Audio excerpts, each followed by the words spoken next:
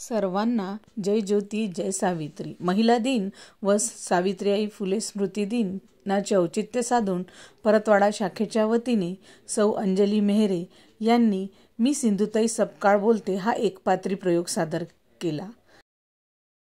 जगण्यासाठी तुम्हाला माहिती काय केलं? दारोदार फिरले, कोणाला वाटलं नाही एवढं लेकरू घेऊन फाटलेलं लुगडं 20 वर्षाची पोरगी मी गाणं म्हणत होती रेल्वे. जेव्हा गाणं म्हणायची रेल्वे तेव्हा खाणं मिळायचं. आता मी भाषण देत असतो. भाषण दिलं की राशन मिळतं, है की नाही? आता आपल्या भारतात सगळ्याला ग्रँड मिळते, पण मला ग्रँड नाही. बरं ग्रँड नाही, ग्रँड नाही.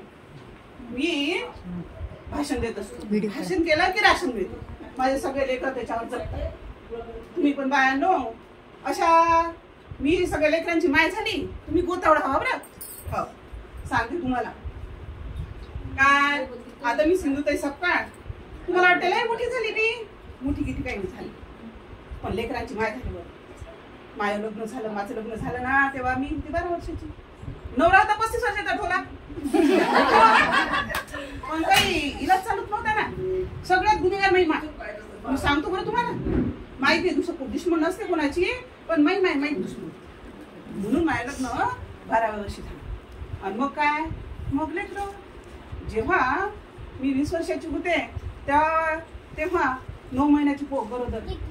माझ्या नवऱ्यानं काढलं ना मला बाहेर काढलं तर मारलं तर त्याला वाटे की आपण मारलेलं दिसलं नाही पाहिजे. फरफटत गायच्या गोठीत आणलं आणि उघडं फाटलं. सगळं अंग रक्तबंबाळ अंग झालं. सगळे रक्त. मी बेशुद्ध झाले. गाईच्या गोठ्यात सोडून दिलं मला. सगळे गाई ढोराईच्या अंगावर जातील, हे मरून जाईल आणि आपण सुटू असं त्याला वाटलं. पण नाही, ईश्वराच्या मनात नव्हतं ना ते.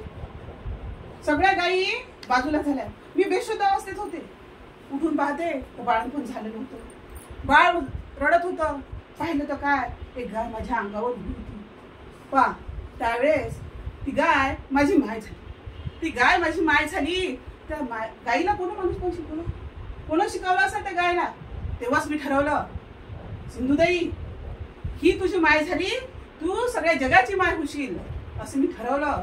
आणि मी त्या बाळाला घेऊन त्या बाळाची नाळ माझ्याशी बांधलेली होती. तिथं काय डिलिव्हरी होणार होती का? नाही. दगड होता बाजूला, घाट त्याच्यावर दगड मारला आणि बाळाची नाळ वेगळी केली आणि छोट्याशा बाळाला घेऊन मी तिथून निघाले. तिथून माझा प्रवास सुरू झाला. 21 वर्षाची मी तरुणी, फाटलेलं लुगडं अंगावर, रक्तबंबाळ शरीर आणि ते छोटंसं भाग घेऊन मी दारोदार फिरले. पण कोणाला काही वाटलं नाही. बरं त्याचा सगळ्यांना वाटायचं की ही अशीच आहे. सगळ्या जगाने मला ठोकरलं, घरच्यांनी ठोकरलं, माहेरच्यांनी ठोकरलं, पण तरी मी हिंमत सोडली नाही. जगायचं विजू नाही दिलं. जगण्याचा विचार सोडला नाही. बाळाला घेऊन फिरत होते, भीक मागत होते. भीक मागता रेल्वे स्टेशनला गेले. रेल्वे स्टेशनवर माझ्यासारखे असंख्य भिकारी मला दिसले. असं वाटलं त्या भिकाऱ्यांना पाहून वाटलं की आपणही जगलो पाहिजे. आणि मग असं जाता एक भिकारी मरणाच्या दारात होता.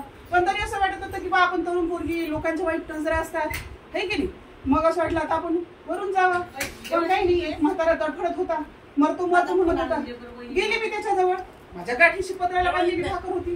त्याला म्हटलं बाबा तू मरूनच राहिला तर थोडस, तो म्हणे पाणी. मी म्हटलं पाणी कशाला पितो, थोडस भाकर खाय, पाणी पी. आणि मग तो काय उठूनच बसला. जगण्याची उर्मी पाहून मला असं वाटलं की सिंधुताई तू काय एवढी कमजोर आहेस की तू मरणार. अशा लाचार लोकांसाठी तुला जगलं पाहिजे सिंधुताई, तुला जगलं पाहिजे.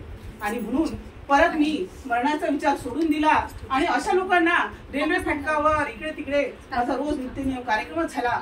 एक शेवटची रेल्वे जायपर्यंत मी रेल्वे स्टेशनवर थांबायची आणि लोकांना शोधायची की असं कोणी अनाथ आहे का, अशी काही एक लेकरवाडी स्त्री आहे का तिथं, आणि तिला माझ्या आश्रमात घेऊन जायची, तिचा सांभाळ करायची, त्यांचं खाणं पाणी करायची. अशी मी सिंधुताई सपकाळ. मी खूप देशात फिरले. आता लोक लय ओळखतात मला, खूप ओळखतात. 22 देशात फिरले. जेव्हा अमेरिकेत गेले ना तिथं सगळ्या महाराष्ट्रीयन लोकांनी माझा सत्कार केला. बरं ताई, हो सत्कार केला. सत्कार करताना सगळे म्हणाले जय जय महाराष्ट्राचा जय जयकार केला त्या लोकांनी तिथं. जय जय महाराष्ट्र, नऊवारी बेस्ट.